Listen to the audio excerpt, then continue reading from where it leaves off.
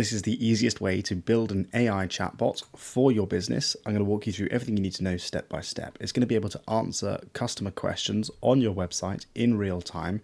It can gather links from your website. So you can see here, I've asked it, how can I track my order? So for your e-commerce store, it can then redirect people to the tracking page. It can gather email addresses. It can also give information on refund policies. It can give them information on contact information, but it can also automate our customer support by using support ticketing. So we can now have a completely automated customer support system managed by this AI. And it may sound complicated, but it's actually incredibly easy to get set up. You need one tool for this, and it's ChatIQ. The link is down below in the description. All you need to do is go ahead and start a free trial. Click on this button here, and it's going to take you to a page that looks like this. Go ahead and create an account. So I'm just going to use Google to sign up for my account. I've already got one, so I'm going to go ahead and sign in.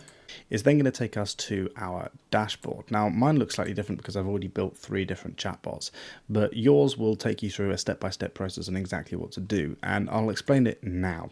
So in order for our chatbot to be able to understand important information from our website, such as how can we track an order and also the refund policy, it needs to be able to read all the information on our website. So all we need to do is give ChatIQ this information. If you go to your dashboard and you go to the data feed, we have a few different options when we upload our data. So all we're going to do here is select the URL option. We're going to type in the URL of our website. So I'm just going to put in chatiq.ai for now. And then when we click fetch links, it's going to go onto our website and it's going to find every single link we have on our site. And it's going to take those links and it's going to use that information, scrape all the text from each of those pages. It's going to go to your product pages and scrape all of the text from those pages. And it's going to basically allow us to build a database. Now you can tag your data, which is basically just a way of organizing your files. Once you've done that, click this button here. Once it's done, you'll see we have a whole load of data that's now been scraped in our data feed. And this data is now essentially training data. This is context that your chatbot will use in its answers. So you can see here, it's actually got information on different products.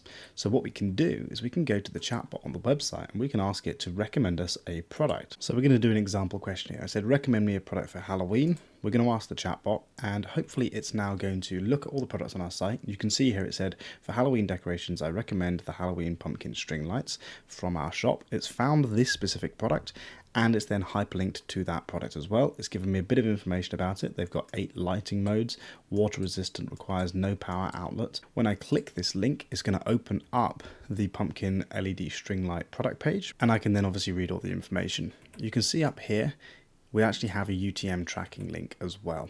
Now as a business, we can see how many people are clicking around our site because of the referrals given to them from the AI chatbot. And the only reason it's able to get this information is because within the dashboard in the data feed, we've given it all the information from all of our product pages. So it's been able to read all of the visible text on each of these product pages, and it's been able to then recommend me a product based off that text. Cool, so now we've got the data into our data feed. All we need to do is select all this data and then use it to build a chatbot. You can see here, I've actually got 3 different extra files which aren't made from the URL.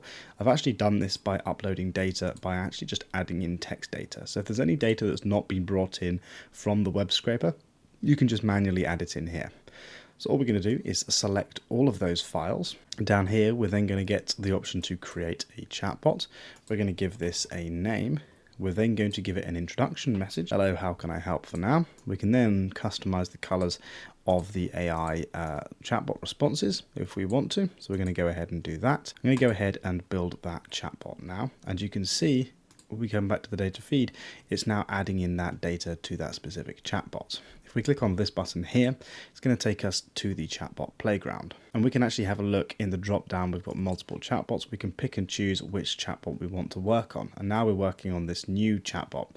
Everything is now ready to go. The chatbot will be able to understand everything from your website. So all you need to do now is click on the tab 6, click on launch, copy this code here, and then head back to your Shopify store. Click on this 3 dots under the themes section. click on edit code, go to your theme.liquid, and you can see I've already pasted one in here, but we would basically find the head tracking code, which is usually right at the top of the theme.liquid. We're just going to paste in the script for that chatbot. So I'll do it now with this new one. We're then going to save this script. And then when we come to our website, once we refresh the page, you'll notice that the chatbot has updated to the new chatbot that we have just built.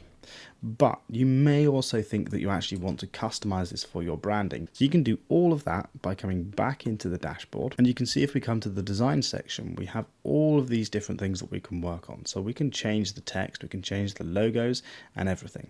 Now, it's very important that you note here, if I change the logos for the chatbot, I am going to need to come back, click on this, and then recopy the embed code. What we can do for now is we're just going to customize these settings here.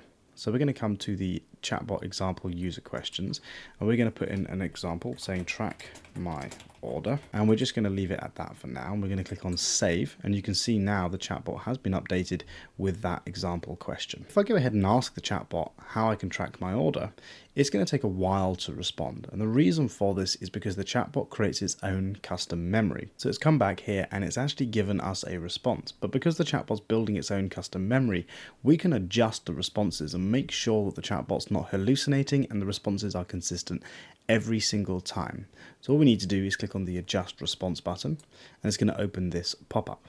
What we can do is we can then hyperlink bits within the conversation. So if we put a square bracket around the track your order section, we come to the website and we get the tracking link, which will be this one here. We copy that, come back to our dashboard, and then now in just normal brackets, we put in that URL. We can then update the cache, and you can see now the chatbot has actually updated its response, which means when we come to the website and we click on the chatbot and we start a conversation and we ask it how can we track the order, the chatbot is now going to use that updated response with the new link that we've just added live on our website. So we can go ahead and do all sorts of changes and adjustments, but I recommend that what you do is you come to your dashboard and you ask it a few questions before you actually put it live on your site. So go ahead and click the top link down below in the description. Go ahead and start a free trial. Put in your card details, you've got 7 days to try it for free, and then after that it's only $30 every single month. If you want to see how you can manage support ticketing using your chatbot, then I'll do another video on that as well.